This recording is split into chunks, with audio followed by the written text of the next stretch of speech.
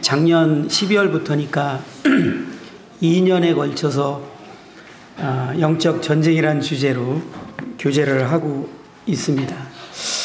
오늘도 이어서 그 부분을 이제 슬슬 마무리를 할까 합니다. 저희는 올 연초부터 이제 우리 주위에 참 사단에게 포로로 잡혀 있는 영혼들을 위해서 기도하며 또 말씀을 영적인 전쟁이라는 주제로 교제를 하고 있습니다. 이 하나님께서는 창세전에 자신의 영광을 위하여 하나님의 주권과 통치가 온전히 이루어지는 그분의 왕국을 계획하셨습니다. 그것이 하나님께서 이 세상의 창조를 이제 시작하게 된 이유가 되셨습니다. 하나님께서는 이 목적을 위하여 창조하셨으며 이 목적을 이루기 위하여 지금도 일하고 계십니다. 이 하나님의 계획에 이제 방해하는 존재가 있었죠. 그래서 하나님의 계획이 무산되는 듯 했지만 하나님의 뜻은 반드시 이루어지며 그분의 일은 온전히 성취될 것입니다. 이 하나님 나라에 대한 이해가요, 성경에서 말하는 하나님의 경륜을 파악하는 데 있어서는 아주 핵심적인 역할을 한다고 말씀드렸습니다. 그래서 하나님 나라야 하나님의 주권과 통치, 이 부분에 대해서 저희가 이해하고 있는 것은 성경을 이해하는 데 있어서 대단히 중요합니다. 그래서 몇 주를 걸쳐서 주님께서 이 땅에 오셨을 때 하나님 나라를 전하셨고 그 제자들에게 하나님 나라를 전할 것을 가르치셨고 이제 사도들이 사도행전에 하나님 나라를 전한 것들에 대해서 우리는 살펴보았습니다. 성경 전체는 하나님께서 자신의 왕국을 세우시려는 목적을 어떻게 이루어 오셨고 어떻게 완성할 것인지를 보여주고 있는 내용들로 이어지고 있습니다. 그런데 이 하나님의 계획을 이제 방해하는 죄가 들어오게 된 것이죠. 성경에서 말하는 죄는 이런 하나님의 계획, 하나님의 주권과 통치를 이제 거절한 것을 죄라고 말하고 있습니다. 하나님은 자신의 영광을 위해서 모든 것들을 시작하셨고요. 하나님이 결국은 자신의 영광을 이제 즐거워하시며 모든 피조물들이 하나님의 영광을 기뻐하고 즐거워하는 것을 하나님은 계획하셨습니다. 그런데 이 사단이 이러한 하나님의 계획을 이제 흐트러 놓은 것이죠. 사단은 자신이 하나님과 같은 위치에 서고자 하나님께 대한 최초의 반역을 시작했습니다. 그래서 성경에서 말하는 죄는 반역입니다. 하나님에 대한 통치와 주권을 거절하는 것.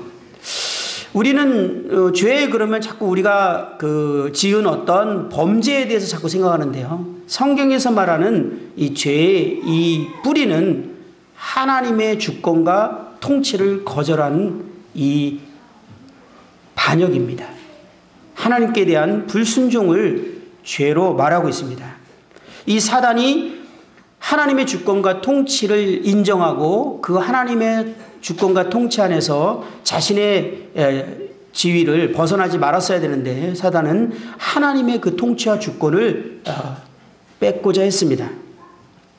사단은 이 죄로 인해서 하늘에서 내어 쫓긴 후에 이 세상을 다스리는 공중 권세 잡은 자, 성경에 표현하고 있죠. 또는 이 세상 신이 되었습니다.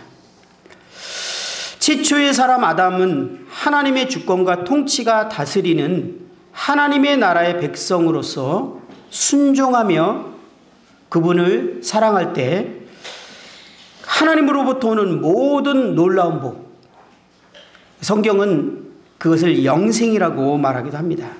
그것을 누릴 수 있었지만 그는 하나님께 불순종함으로 말미암아 사단의 대열에 서게 됩니다. 그리고 사단의 왕국에 속한 사단의 백성이 되게 됩니다. 제가 가끔 이제 우리 청년들이 믿지 않는 사람과 교제에 대해서 물어볼 때 이거는 로미오와 줄리엣보다 더 심각한 문제다. 이렇게 얘기를 합니다. 로미오와 줄리엣의 사랑은 되게 아름답게 꾸며졌죠. 근데 왜 이게 심각한 문제였죠? 둘이 원수 집안이었거든요. 완전히 죽이고 못 사는 원수 집안의 아들과 딸이 서로 사랑한 거예요. 결코 서로 사랑할 수 없는 그런 사이였죠. 이보다 더 심각한 상황이죠. 사단의 백성과 하나님의 백성이 서로 평생을 동반하겠다고 결정한 겁니다. 이거는 있을 수도 없고 있어서도 안 되는 일이 벌어진 것이죠. 이게 심각한 상황인 것입니다. 이와 같이 아담에 속한 모든 사람들은 사단에게 대열에 속했고 사단의 왕국에 속한 백성들로 사단의 통치 가운데 살아가고 있습니다. 그래서 성경은 이 모든 사람이 죄 가운데 있는 것에 대해서 표현을 이렇게 하고 있죠. 에베소 2장 2절에 보면 그때 너희는 그 가운데서 행하여 이 세상 풍조를 따르고 공중의 권세 잡은 자를 따랐으니 곧 지금 불순종의 아들들 가운데 역사하는 영이라. 이 세상 신을 공중 권세 잡은 자 사단을 그렇게 표현하고 있고요. 그의 백성들을 한마디로 표현하고 있는데 불순종의 아들들 가운데 역사하는 영. 불순종의 아들들. 하나님을 순종하지 않는 그러한 특징을 갖고 있는 사람들로 표현하고 있습니다. 하나님께서는 이 사단의 왕국을 무너뜨리고 사단의 포로로 잡혀있는 그의 백성들을 사단으로부터 구출하고자 계획하셨죠. 바로에게 잡혀서 고역하고 있던 그 이스라엘 백성들을 하나님께서 애굽에서 구원해 주셨던 것 같은 그러한 계획을 갖고 계셨습니다. 성경에 나오는 모든 그런 구약의 역사들은 신약에 나타날 일들에 대한 모형과 그림자로 보여주고 있죠. 주님은 이 일을 위하여 이 땅에 오셨고 자신의 제자들, 그 교회에게 이 임무를 위하여 따로 구별하였다라고 이렇게 말씀드렸습니다. 그래서 요한복음 17장 17절에는 그들을 진리로 거룩하게 하옵소서. 아버지의 말씀은 진리니이다. 아버지께서 나를 세상에 보내신 것 같이 나도 그들을 세상에 보내었고 이렇게 표현하고 있습니다. 거룩에 대해서 계속 말씀드리지만 이 거룩하다라는 것은 죄가 없는 상태를 표현하기도 하지만 따로 구별하였다라는 의미입니다. 하나님의 어떤 목적을 위해서 따로 구분하였다. 하나님께서 이제 십자가에 달리시기 전에 앞으로 믿는 이 제자들과 앞으로 믿을 사람들을 위해서 기도했는데 결국 그들이 이제 교회를 이룰 것을 주님은 계획하셨죠. 그를 따로 구별했습니다. 어떻게 해요? 주님께서는 살아생전에 그것을 계획하시면서 내가 이 반석 위에 내 교회를 세우리니 음부의 권세가 이기지 못하리라 주님께서 말씀하셨습니다. 그리고 이 일을 주님께서 교회에 맡기시고자 계획하신 것이죠. 그리고 주님께서는 이 교회가 이제 이 영적인 싸움을 시작하게 될 때 승리를 하게 될 것이라고 승리를 보장하는 선언을 하신 것입니다.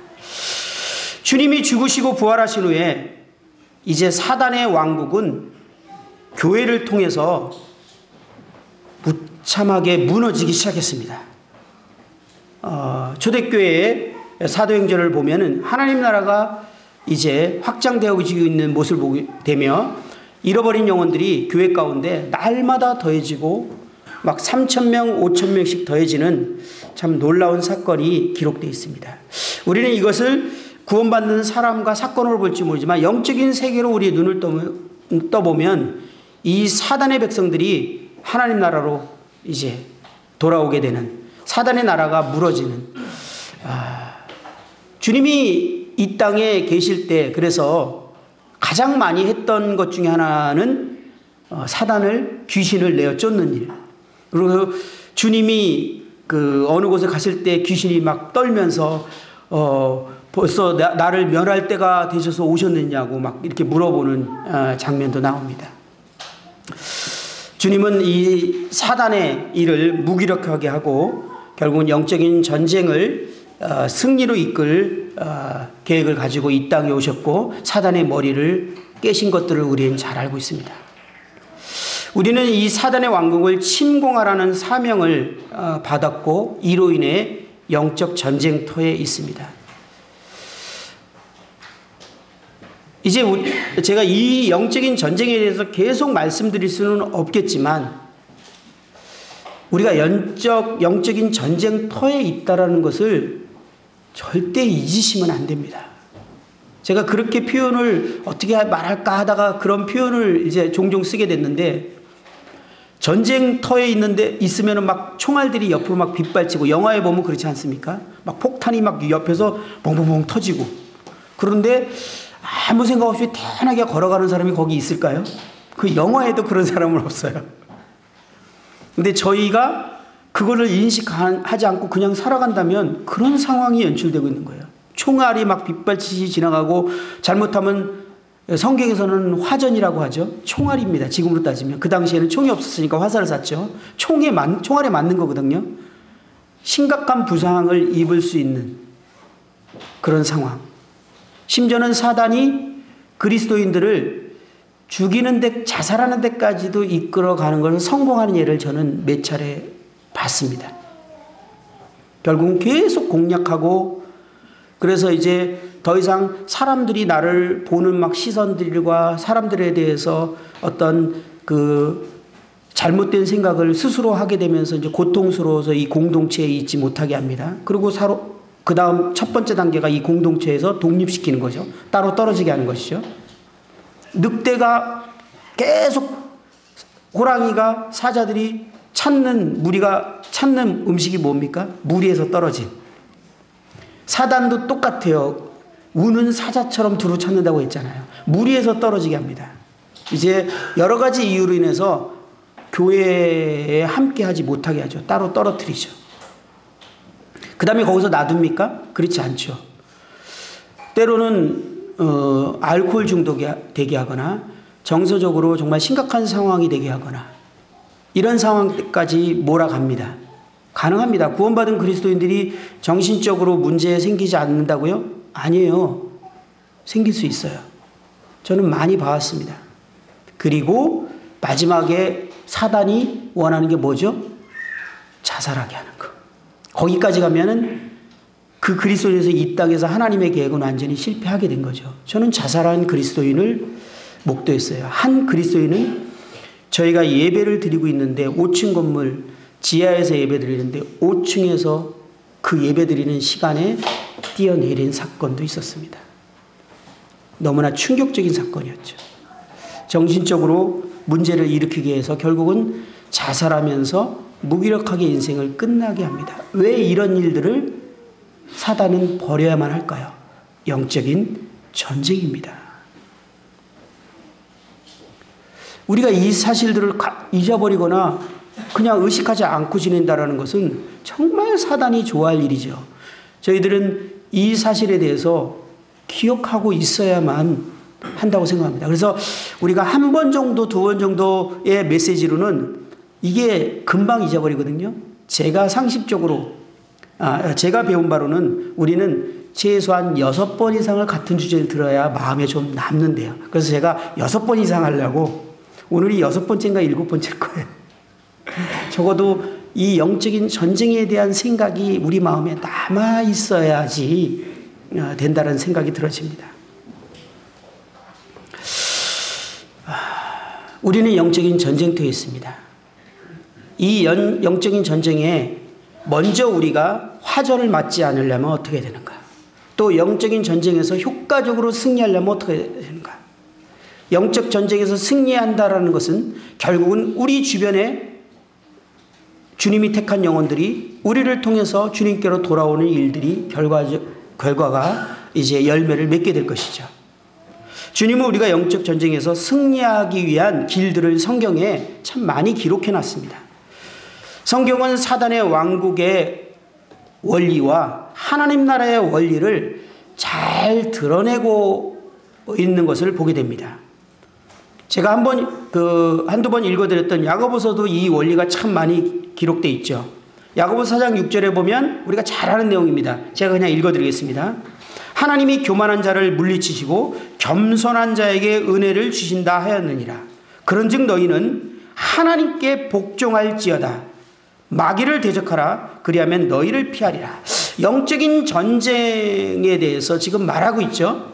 그런데 우리가 이 겸손해야 될 것에 대해서 말하고 있죠. 이 교만은 사단이 최초로 하나님 앞에서 지은 죄입니다. 교만의 정의가 뭐죠? 겸손의 정의가 뭐라고 그랬죠? 겸손은 하나님이 있으라는 곳에 있는 것. 하나님이 각자 피조물에 자기 위치를 정해놨습니다. 사자들이요, 사람을 물도록 위치를 설정해 놓지 않았어요. 그런데 사자들이, 짐승들이 사람을 물었어요? 위치를 벗어난 거예요. 하나님은 모든 위치와 질서를 다 설정해 놨거든요. 그런데 이 위치를 최초로 벗어난 것이 루시퍼 아닙니까? 루시퍼는 하나님을 경배하고 그분을 수종하고 그분을 높이고 그분의 뜻에 따라 수종을 들도록 지어진 존재인데, 그가 하나님 자리에 앉고자 자기가 스스로 위치를 결정해버렸어요. 그 자기 위치를 자기가 정하는 것을 교만이다 라고 성경은 정의합니다. 자, 내 위치를 내가 정하는 것. 나는 저거를 내가 잘할 것 같은데, 저거를 내가 해야 될 것 같은데 왜 형제님들은 나를 저거를 안 시키지? 교만. 내 위치를 내가 정한 거죠. 반대도 마찬가지죠. 나는 이거를 할 사람이 아니야. 이건 내가 할 게 아니라 나는 조용히 가만히 있을 사람이야. 교만. 그죠? 성경에서 말하는 교만은 내 위치를 내가 정하는 겁니다. 겸손은 뭐죠? 하나님이 정한 위치에 그대로 있는 것. 교만은 사단의 원리예요. 교만한 사람은 영적인 싸움이 시작되면 패배가 이미 보장된 겁니다. 사단의 원리로 살아가기 때문에. 그렇기 때문에 사단의 원리로 살아가면서 왜 나를 통해서 영혼들이 더해지지 않을까? 왜 내가 복음을 전할 때는 역사가 없을까? 의아합니다, 많이. 아니에요. 그것은 성경에서 말하는 하나님 나라 원리와 사단의 나라의 원리에 대해서 이해한다면 왜 그런 일이 벌어지는지 우리는 좀 이해할 수 있게 됩니다. 그리고 이어지는 말이 뭐였죠? 너희는 하나님께 복종할지어다. 지금 계속 말씀드리지만 하나님 나라의 원리의 특징은 하나님께 순종입니다. 그분의 주권과 통치를 인정하는 거예요. 그런데 우리는 하나님께 불순종하면서 나에게 왜 아무 일도 안 일어나지라고 의아합니다. 이건 사단의 원리예요. 사단의 원리는 하나님께 불순종하는 겁니다. 하나님 뜻을 거역하는 거. 반역. 이건 사단의 원리죠. 이것이 먼저 되어지고 마귀를 대적하라. 그리하면 너희를 뭐라고요? 피하리라. 승리가 보장되어 있습니다. 영적인 싸움이죠. 그래서 영적인 전쟁에서 우리는 먼저 우리의 대장이신 주님의 명령을 순종하는 것이 중요하다고 이렇게 말하고 있는 것입니다. 세상의 전쟁에서도 전시 때는 이 명령을 순종하는 문제를 최고의 중요한 문제로 여기기 때문에 전시에는 명령 불복종은 어떻게 하죠? 그 자리에서 사살할 수 있어요. 왜냐하면 전쟁의 승패의 결정적인 것을 좌우하는 것이 명령 복종이냐 불복종 문제니까요. 내가 딱 생각할 때 이 지휘관이 이건 잘못된 명령을 내린 것 같아요. 그리고 불순종하기 시작하면요, 전쟁은 100% 지게 됩니다. 왜? 지휘관은 우리가 생각하지 못하는 것을 생각할 수 있거든요.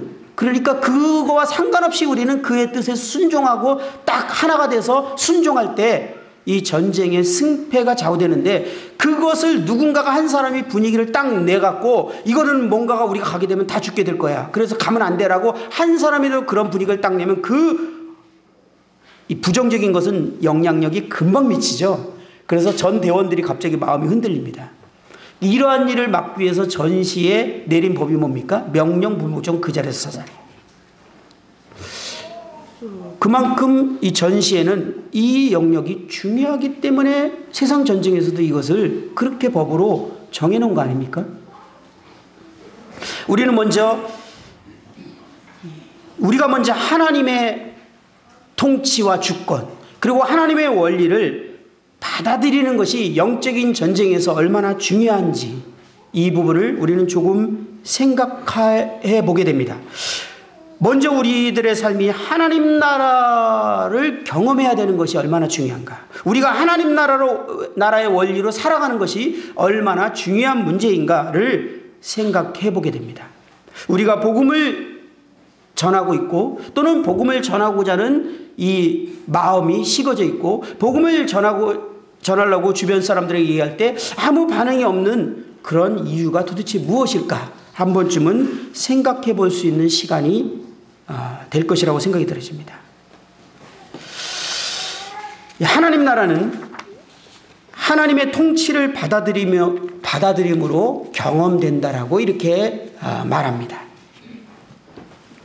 하나님의 나라는 하나님의 통치하신 나라며 하나님의 통치를 받아들이고 하나님께 순종할 때 하나님을 경험하게 되는 것입니다.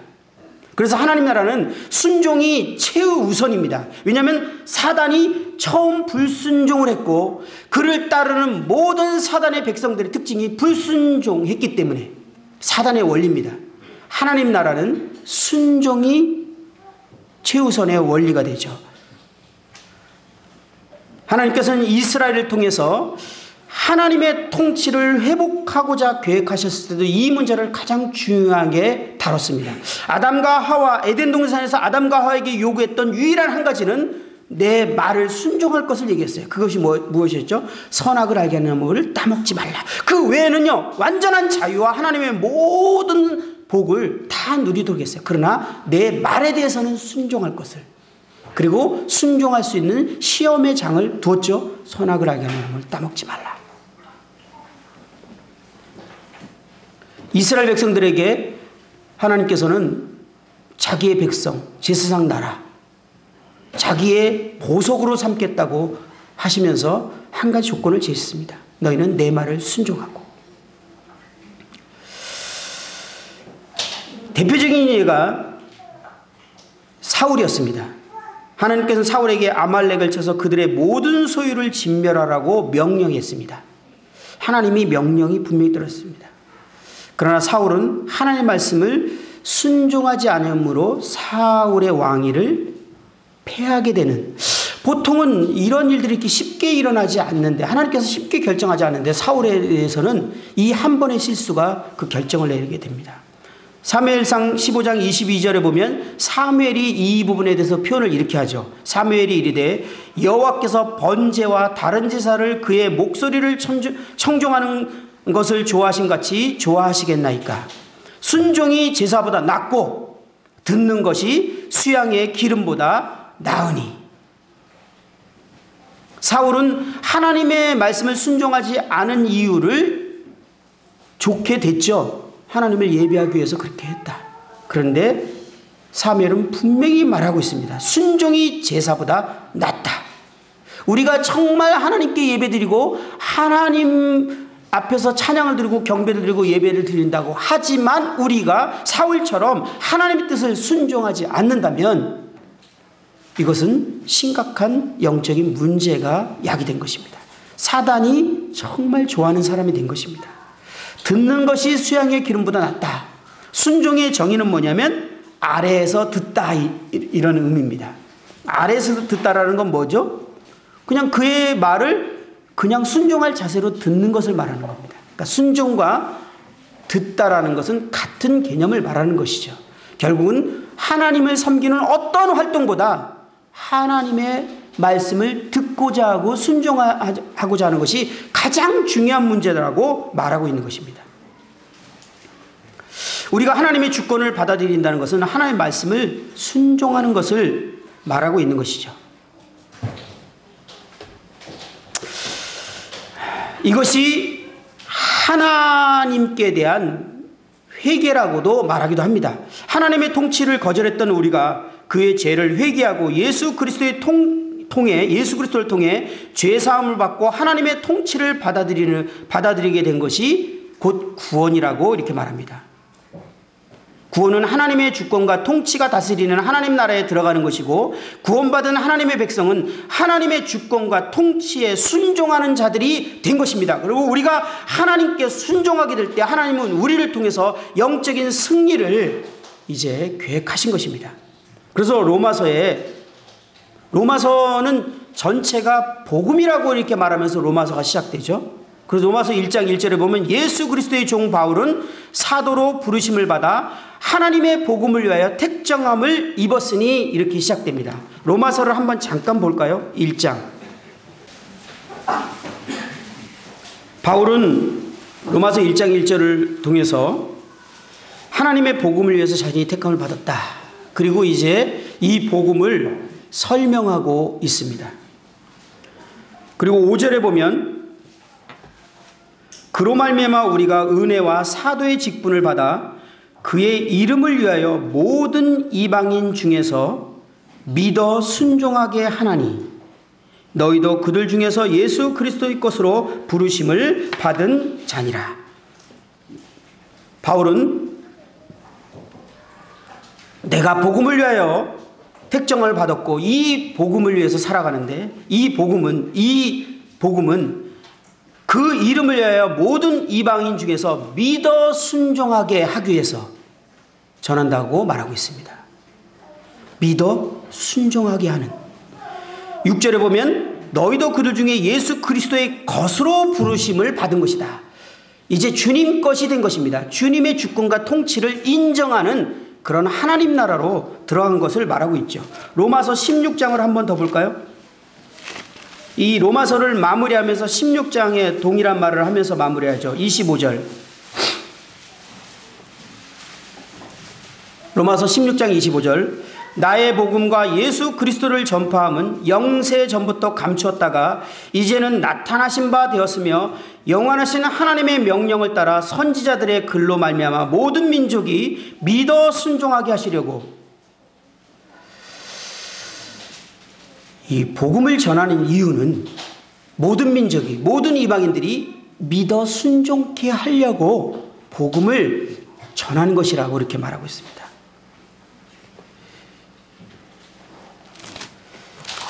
히브리서 3장을 한 번만 더 보겠습니다. 히브리서입니다. 히브리서 3장.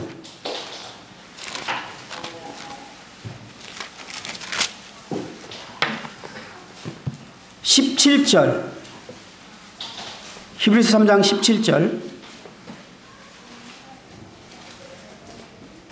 이 히브리서 3장은 이스라엘 백성들을 애굽에서 바로의 포로에서 건져내서, 지금 저희들이 말하는 영적인 전쟁과 같은 그런 사건이 일어났죠.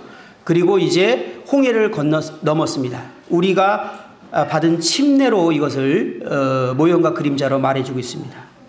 그리고 이들을 구원한 이유가, 목적이 무엇입니까? 결국 가나안 땅으로, 주님의 풍성한 안식의 땅으로 인도하기 위해서 그들을 구원했습니다. 그런데 17절 보면 광야에서 대부분의 사람들이 엎드려 죽게 되었습니다. 또 하나님이 40년 동안 누구에게 노하셨느냐? 그들의 시체가 광야에 엎드러진 범죄한 자들에게가 아니냐. 오늘 예배 기도 시간에도 이 내용이 나왔습니다. 그 이유가 뭐라고 말하고 있죠? 18절. 또 하나님이 누구에게 맹세하사 그의 안식에 들어오지 못하리라 하셨느냐?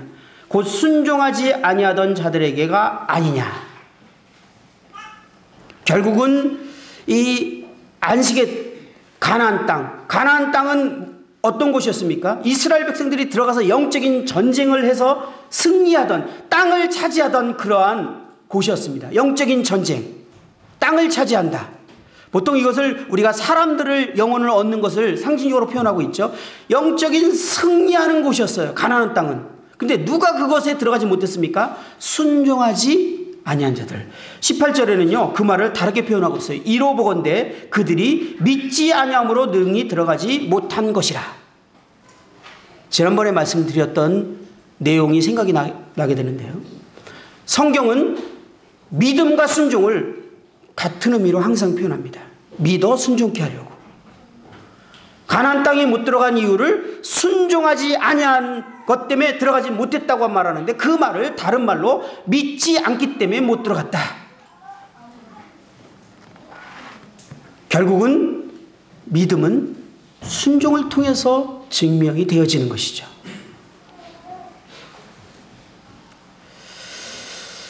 우리가 순종하는 삶을 살 때 결국 가나안 땅에서 승리하는 삶을 살듯이 땅을 차지하는 그러한 승리의 삶을 살게 될 것을 우리는 이것을 통해서 교훈을 얻을 수 있지 않을까요?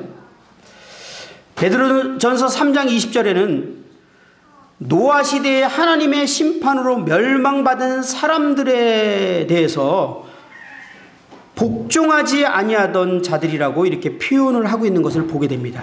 베드로전서 3장 20절에 보면 그들은 전에 노아의 날 방주를 준비할 동안 하나님이 오래 참고 기다리실 때에 복종하지 아니하던 자들이라. 방주에서 물로 말미암아 구원을 얻은 자가 몇 명뿐이니 겨우 8명이라.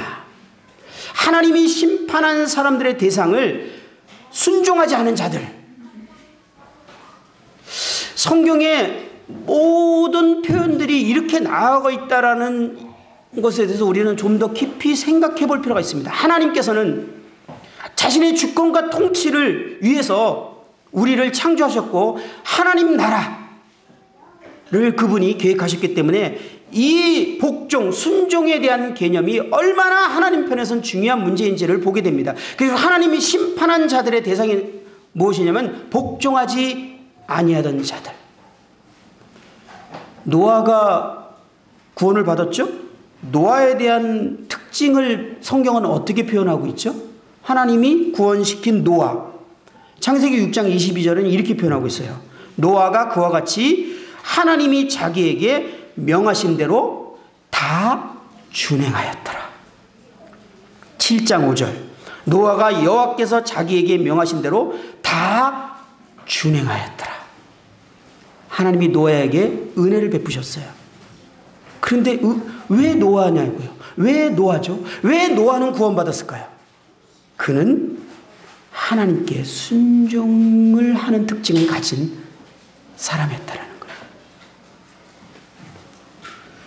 그래서 베드로전서 1장 14절에 너희가 순종하는 자식처럼이라고 표현하고 있음을 우리는 말씀드린 바가 있습니다.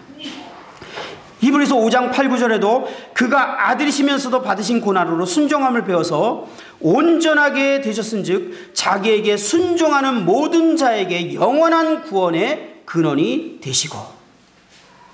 예수님은 순종하는 자에게 구원자가 되십니다.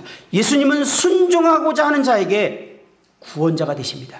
지금까지 하나님의 뜻을 거스리고 불순종했던 우리들이 하나님께 순종해야 된다는 사실을 깨닫고 하나님께 불순종한 것이 죄라는 것을 깊이 이해하고 하나님께 반역하고 거역한 것이 죄라는 것을 인식하고 이제 하나님께 순종하고자 돌이킨 회개한 자들에게 예수 그리스도의 복음이 이제 선포되는 것입니다.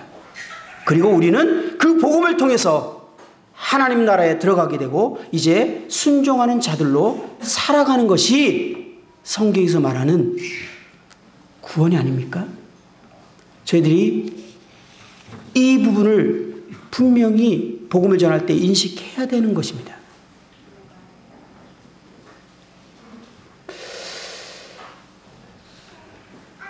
그래서 이 순종이 얼마나 중요한 문제인지, 구원받는 영역에 있어서도 그 다음에 구원받은 이후에 우리가 승리하는 삶을 사는 데 있어서 영적인 전쟁에 있어서 이것이 얼마나 중요한 문제인지를 우리는 조금은 인식하게 됩니다.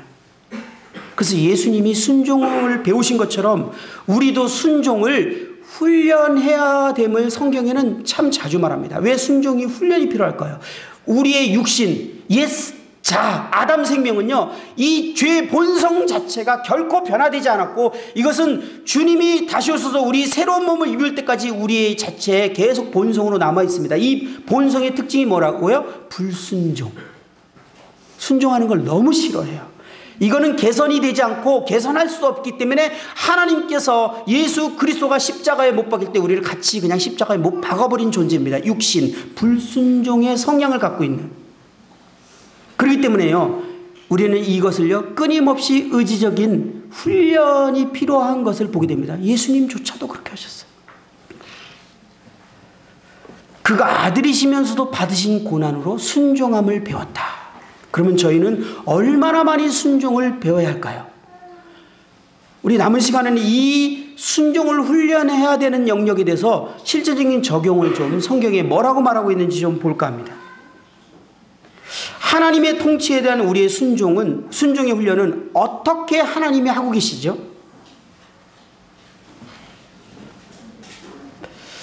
하나님의 통치와 주권과 통치에 우리들의 순종은 하나님의 직접적인 권위와 위임 권위를 통해서 시험 또는 훈련을 받도록 하나님은 계획하셨습니다.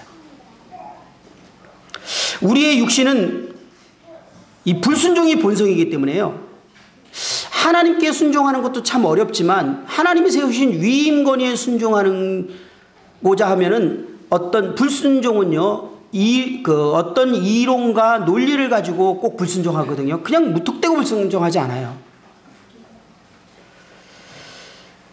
그래서 우리 안에는 우리 개인에게는 영적인 싸움이 있어요. 하나님 뜻에 순종하고자 하는 이 새 생명의 본성과 하나님 뜻에 불순종하고자 하는 계속적인 영적 싸움이 우리 안에 먼저 있습니다. 이 우리 안에 있는 영적 싸움에서 이기지 못했는데 어떻게 우리가 실제로 영혼을 구하는 영적 싸움에서 승리할 수 있겠습니까? 이 싸움을 먼저 우리가 승리해야 될 것에 대해서 성경은 말하고 있는데요.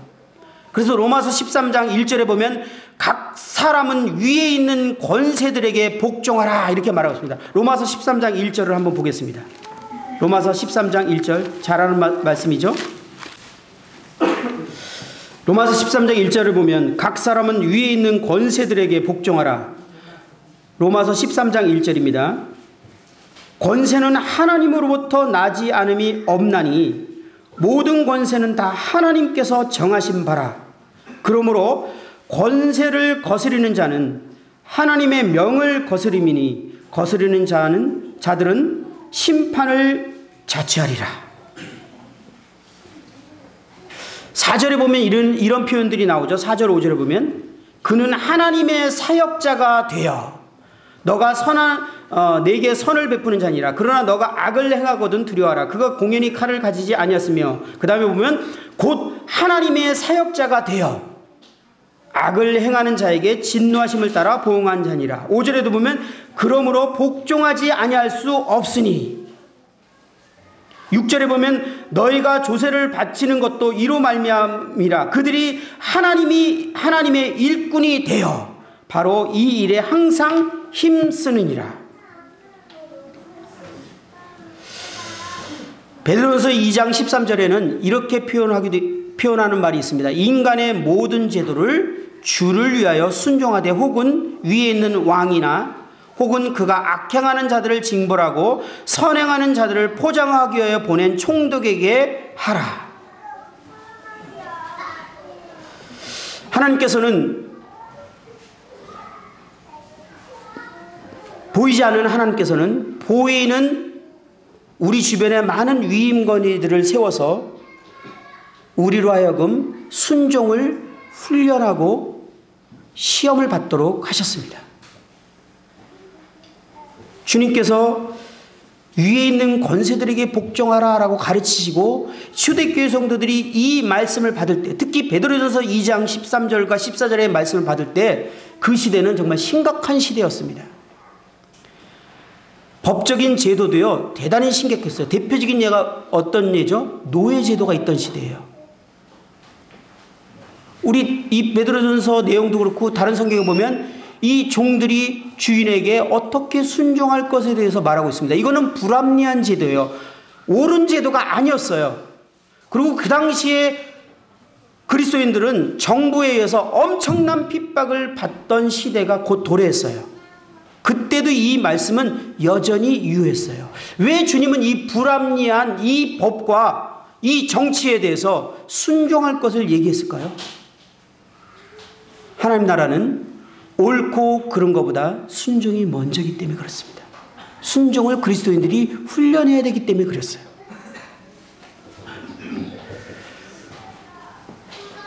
모든 다스리는 권세들은 하나님이 제정하신 것이로 모든 권세는 하나님이 위임하신 것이라고 말합니다. 하나님의 권위를 대표하는 것이었습니다. 하나님은 자신을 드러내기 위해 이 권세의 체제를 설정을 해놓으셨습니다. 그리고 우리에게 순종을 요구하신 것입니다. 우리는 하나님의 직접적인 권위는 물론이고 위임 권위에도 순종하지 않으면 안 되도록 하나님께서는 명령하셨습니다. 여기에는 항상 영적인 싸움이 있죠. 육신이요, 정말 이걸 너무나 싫어합니다.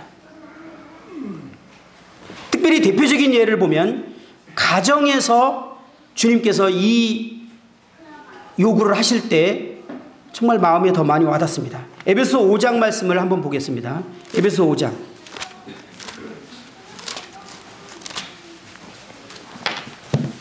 (5장 22절)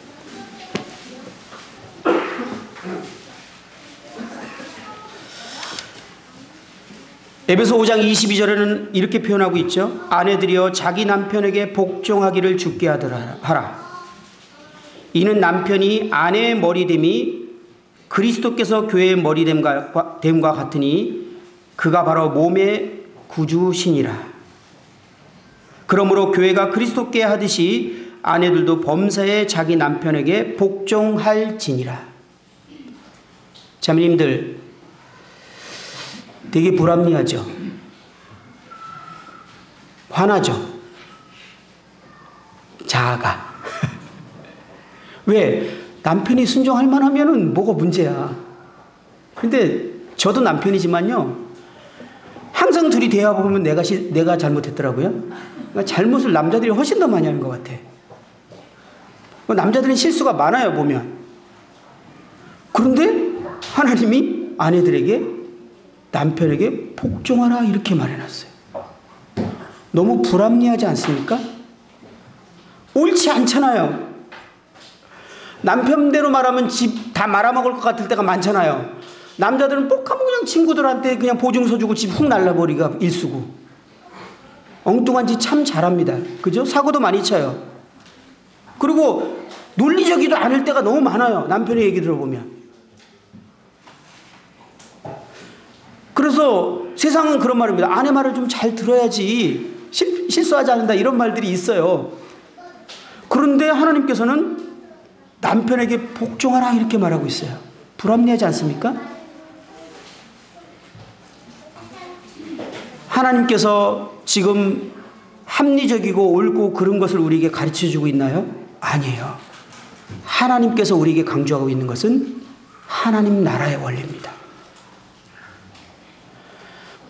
순종을 훈련하기 진짜 기가 막힌 대상 아닙니까?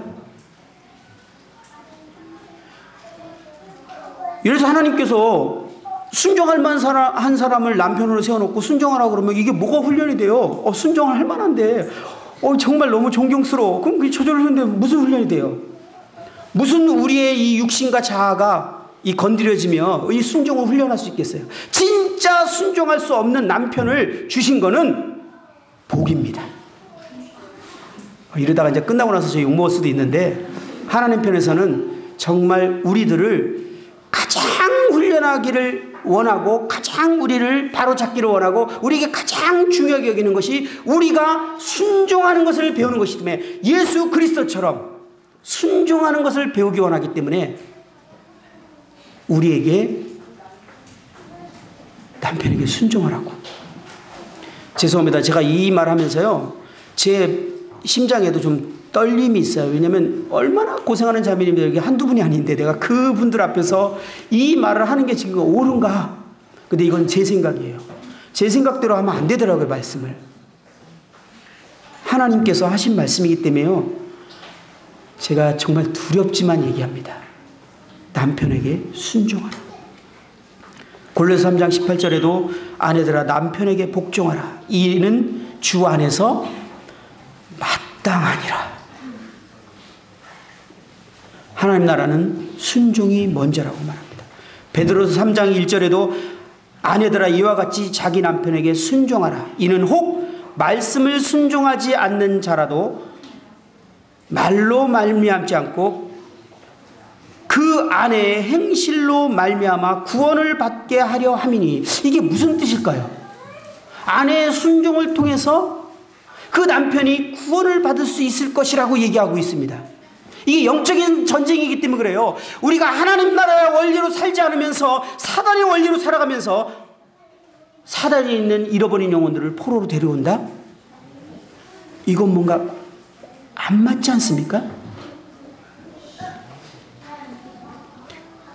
우선 자매님들에게 지금 이런 말씀이 시작돼서 죄송합니다. 뭐 뒤에 가면은 또 형제님들에게도 하실 말씀이 있겠죠. 영적 싸움은 하나님 나라의 원리를 따를 때 승리할 수 있습니다. 마귀를 대적하기 전에 먼저 하나님께 순종하는 것이 우선입니다. 하나님의 말씀과 하나님이 세워진 위임 권위에 순종하는 것이 하나님께 순종하는 것이기 때문에 그렇습니다. 남편은 아내에게 권위로 세워진 하나님의 위임 권위입니다. 하나님의 직접적인 권위에 순종하는 데는 겸손이 필요하지 않지만요, 위임 권위에 순종하려면 진짜 낮아지고 깨어지지 않고 자기 부인을 하지 않으면, 결코 내가 십자가에 함께 죽었다는 사실을 인정하지 않으면요, 결코 할 수 없는 것이 위임 권위에 대한 순종이에요. 그렇죠? 지금 제가 이 말하는데 막 울려고 하시는 자매님이 계세요. 너무 힘드시니까. 예, 제가 정말 이해가 됩니다. 그리고 죄송합니다. 그러나 하나님 말씀입니다. 성경에서 말하는 열매의 법칙을 한 가지만 얘기하고 오늘 마무리해야 될 것 같은데 시간이 되세요. 열매는 죽음에 의해서 맺어집니다. 반드시. 요한복음 12장 24절에 이렇게 말했죠. 내가 진실로 진실로 너에게 이르노니 한 알의 밀이 땅에 떨어져 죽지 아니하면 한 알 그대로 있고 죽으면 많은 열매를 맺느니라. 우리 주님께서 이렇게 말씀하실 뿐만 아니라 주님께서 실제로 죽으심으로 많은 열매를 맺으셨습니다.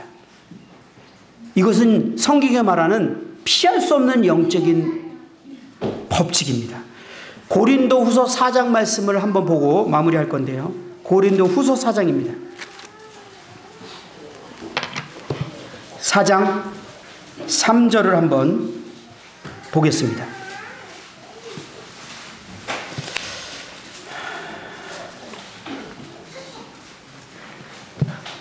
자, 3절에 보면 만일 우리의 복음이 가렸으면 망하는 자들에게 가려진 것이라. 그 중에 이 세상의 신이 믿지 아니하는 자들의 마음을 혼미하게 하여 그리스도의 영광의 복음의 광채가 비치지 못하게 함이니 그리스도는 하나님의 형상이니라. 우리는 우리를 전파하는 것이 아니라 오직 그리스도 예수의 주 되신 것과 또 예수를 위하여 우리가 너의 종 되는 것을 전파함이라. 지금 이 말씀을 보면 이 복음을 전하는 것이 이 세상 신과 영적인 싸움인 것에 대해서 말하고 있습니다. 그런데 이 영적인 싸움을 승리할 수 있는 비결을 8절부터 말하고 있습니다. 8절부터 한번 12절까지 제가 읽어보겠습니다. 우리가 사방으로 우겨싸움을 당하여도 쌓이지 아니하며 답답한 일을 당하여도 낙심하지 아니하며 박해를 받아도 버림받지 아니하며 거꾸로 때림을 당하여도 망하지 아니하고 우리가 항상 예수의 죽음을 몸에 짊어짐은 예수의 생명이 또한 우리 몸에 나타나려 함이라. 우리 살아있는 자가 항상 예수를 위하여 죽음에 넘겨짐은 예수의 생명이 또한 우리 죽을 육체에 나타나게 하려 함이라. 그런즉 사망은 우리 안에서 역사하고 생명은 너희 안에서 역사하느니라.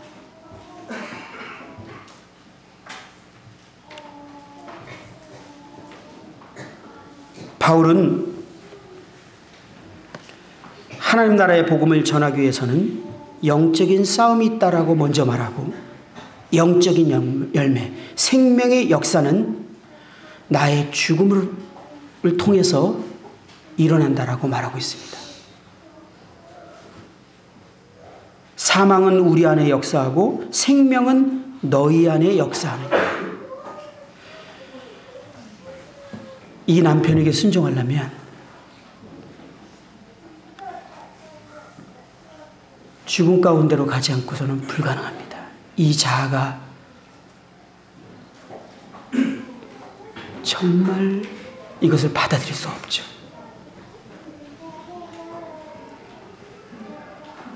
아무리 생각해도 내 말을 들으면 좋을 것 같은데 말을 안 들어.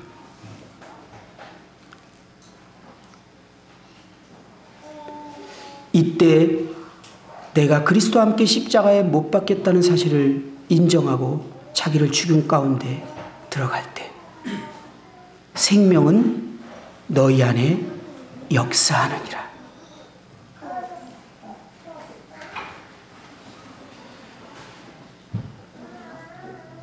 얼마나 종종 우리의 남편들이 아내의 순종하는 모습에 마음이 바뀌어서 주님을 만나게 됐다는 간증을 듣게 됩니까? 순종이 있기 때문에 그럴까요? 아니요. 이것은 영적인 싸움이기 때문에 승리할 수 있는 중요한 원리가 작용되었기 때문에 그렇습니다. 사도 바울은 고린도서 15장 31절에 그는 복음을 전하는 삶을 표현하면서 나는 날마다 죽노라 이렇게 표현했어요. 사도 바울은 날마다 죽노라는 삶으로 복음을 전했고 그를 통해서 계속 생명의 열매들이 일어났음을 보게 됩니다. 누군가가 조지 물러에게 그 사역의 열매의 비밀을 물은 날이 있었습니다. 조지 물러를 통해서 영혼들이 계속 더해지고 구원받는 일들이 일어나면서 이 사람은 어떤 비밀을 갖고 있기 때문에 이러한 사역의 열매를 맺을 수 있을까? 그래서 질문을 했다고 합니다. 근데 그때 그가 대답한 내용이 이런 내용이었습니다. 나에게는 내가 죽은 날이 있었습니다. 그날은 나 조지 밀러의 그의 의견, 그의 선호, 취향, 의지에 대해서 죽은 날이었습니다. 세상과 세상의 인정 또는 비난에 대해서 나는 그날 죽었습니다. 나는 심지어 나의 형제들 혹은 친구들의 인정과 비난에 대해서도 죽었습니다. 그때부터 나는 오직 하나님께 인정받는 일꾼이 되기를 원했습니다. 라고 대답을 했다고 합니다. 조지 밀러는 자신의 사역의 비밀에 대해서 한마디로 표현했는데 내가 죽은 날이 있었습니다. 성경은 생명의 열매를 맺는 원리는 단 한 가지를 말하고 있습니다. 그것은 죽음입니다. 이 자아가 죽음 가운데 넘겨지는 이 훈련을 우리들에게 하나님께서 어떻게 지금 하고 계십니까? 위임권을 통해서. 오늘 시간 때문에 아내와 남편의 관계에 대해서밖에 얘기를 못할 것 같습니다. 자매님, 정말 우리는 이 순종을 훈련해야 됩니다. 안 그러면 우리는 끊임없이 자아로 육신으로 살아가게 되면서 사단의 원리로 살아가면서 영적인 승리를 할 수 없는 삶을 살게 됩니다. 가나안 땅에 영적인 승리를 했던 가나안 땅에 들어갔던 사람은 여호수아와 갈렙, 하나님께 순종한 사람.